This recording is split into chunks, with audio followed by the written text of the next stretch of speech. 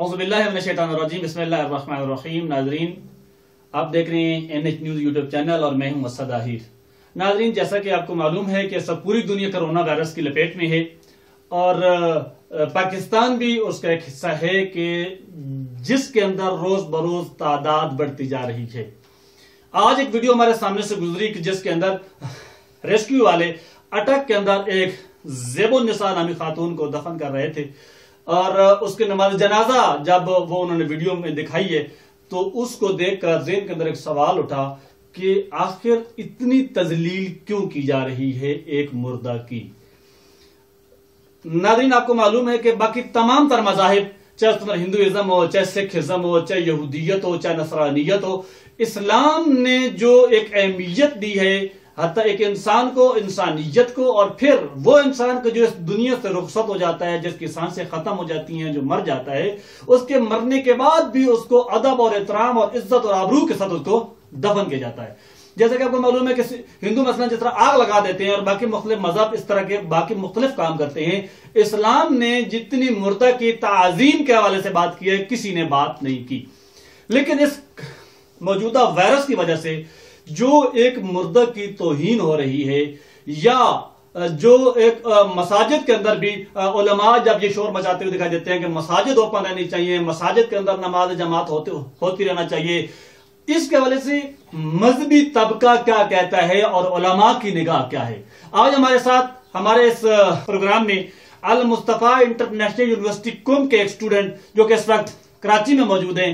हम उनको अपने इस प्रोग्राम में खुशामदीद कहते हैं कि जिनका नाम आसार हैदर नकवी है, और उनसे पूछते हैं कि इस्लाम इस बारे में क्या कहता है, मकतब अहले बैत इसके बारे में क्या फरमाता है, उनकी राय लेते हैं इस हवाले से। जी सलाम अलैकुम रहमतुल्लाह। जी अस्सलाम वालेकुम। सबसे पहले तो बहुत शुक्रिया कि आपने अपने प्रोग्राम में मदऊ किया, और उसके बाद आपके सवाल का अगर जायजा लें तो देखें, मैयत के कुछ फराइज होते हैं कि मैयत को वाजिब किफाई है कि जब इंसान किसी घर में मैयत को देखे, चाहे उसको ना भी जानता हो, तो हर इंसान पर वाजिब है कि मैयत को इज्जत और एहतराम के साथ उसे कफन दिया जाए, उसे दफन किया जाए, उसका जनाजा पढ़ाया जाए। जैसा कि देखते हैं हम, कोरोना की वबा जैसे कि पूरी दुनिया में फैली और उसके बाद के हालात और वाकयात जैसे हमारे सामने आते हैं, हम ये देखते हैं कि मैयत के साथ गवर्नमेंट्स का जो सलूक है वो अच्छा नहीं रहे। हमने पिछले दिनों मुमलिकत जमहूरियत इस्लामी ईरान का एक दौरा किया और वहां पर हमने देखा कि इसी तरह कोरोना के कुछ मरीज जो फौत हो चुके थे और मैयतें पड़ी हुई थी वहां पर, तो उनके तुलाब, उनके पैरामेडिकल स्टाफ सब आए और उन्होंने मैयत की तजलील नहीं की, तौहीन नहीं की, जबकि मैयत को इज्जत और एहतराम के साथ तमाम मैयत के जो वाजिबात हैं उनको अदा करने के बाद इंतहाई एहतराम के साथ दफन किया गया। कल हमारी नजर से एक वीडियो गुजरी, फेसबुक पे मैं भी देख रहा था, पाकिस्तान में कि मैयत के साथ नारवा सलूक रखा जा रहा है, और यहाँ पर तो लोग तौबा पढ़ते हैं कि ऐसी मौत खुदा किसी को न दे, कि जो यहाँ पर इस वजह से कहते हैं कि सलूक ऐसा रखा जा रहा है मैयत के साथ। तो मैं आपको बताऊं, हमारे मुल्क में इस वक्त भी अच्छे लोग मौजूद हैं, जैसे कि इमामिया स्काउट्स हैं। ISO ने इस प्रोग्राम को जब देखा तो वो बढ़ चढ़ के उन्होंने हिस्सा लिया। ISO इमामिया स्टूडेंट ऑर्गेनाइजेशन का पैरामेडिकल स्टाफ और उनके यंग डॉक्टर्स और हमारे KU के स्टूडेंट्स इस काम में आगे बढ़े और उन्होंने कफन दफन की जिम्मेदारियां अपने जिम्मे ले ली। तो इंशाअल्लाह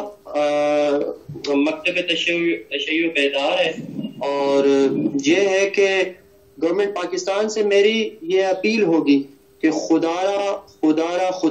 आज किसी के घर में मैयत उठी है, उसकी मैयत के साथ अगर ये किया जा रहा है तो कल आपके घर से भी मैयत उठ सकती है।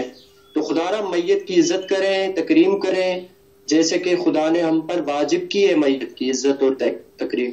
جی احسان نقوی صاحب، اس سے پہلے ہم نے یہ بھی دیکھا کہ